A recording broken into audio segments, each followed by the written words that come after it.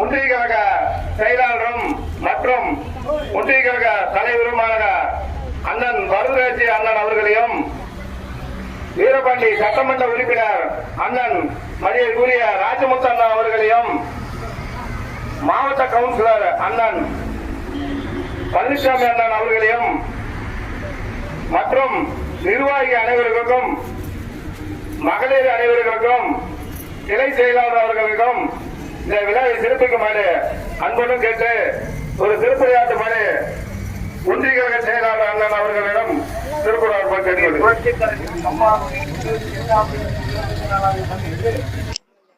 இந்த உத்தம சோழபுரம் ஊராட்சி பெரியூரில் சீரும் சிறப்புமாக இந்த விழாவினை ஏற்பாடு செய்திருக்கோம். அம்மாவுடைய பேரை தாங்கிய அந்த மாவட்ட இணை செயலாளர் வி பெருமாள் அவர்களுக்கும், இந்த நிகழ்ச்சியில் இந்த பொன்னான புரட்சி தலைவி அம்மா அவர்களின் பிறந்தநாளை சீரோடும் சிறப்பை ஆற்ற வருகின்ற வீரபாண்டி சட்டமன்ற உறுப்பினர் அவர்களே, இங்கே கூறியிருக்கும் கழக நிர்வாகிகளே, கிளைக்கழக செயலாளர்களே, ஒன்றிய பொறுப்பாளர்களே, மாவட்ட பொறுப்பாளர்களே, மகளிர் அணி நிர்வாகிகளே, தாய்மார்கள் அனைவருக்கும் எங்களது மரபாத நன்றியை தெரிவித்து,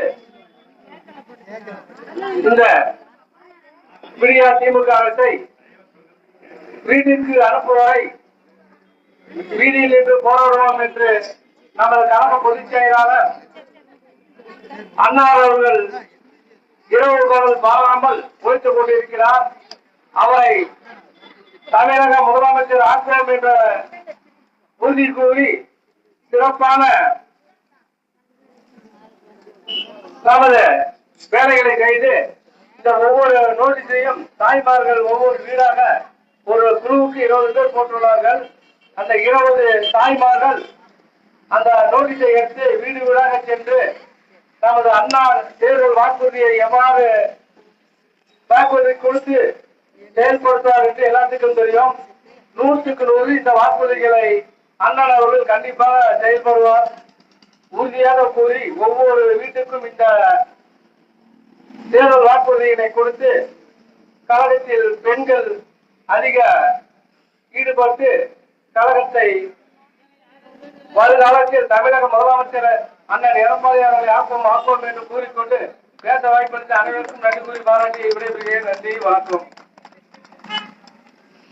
இப்பொழுது சட்டமன்ற உறுப்பினர்கள் திருப்பூராட்டம் கேட்டுக்கொள்கிறோம்.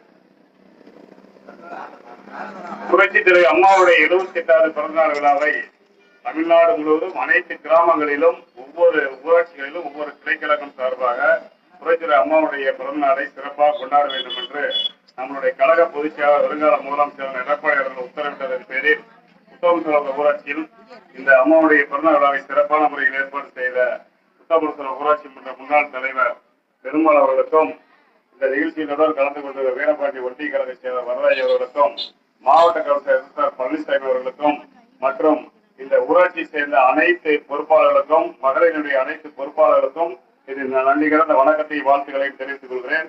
இந்த புரட்சி தலைவி அம்மாவுடைய 78வது பிறந்தநாள் விழா இன்று நாம் எதிர்கட்சியாக கூட கொண்டாடுகிறோம்.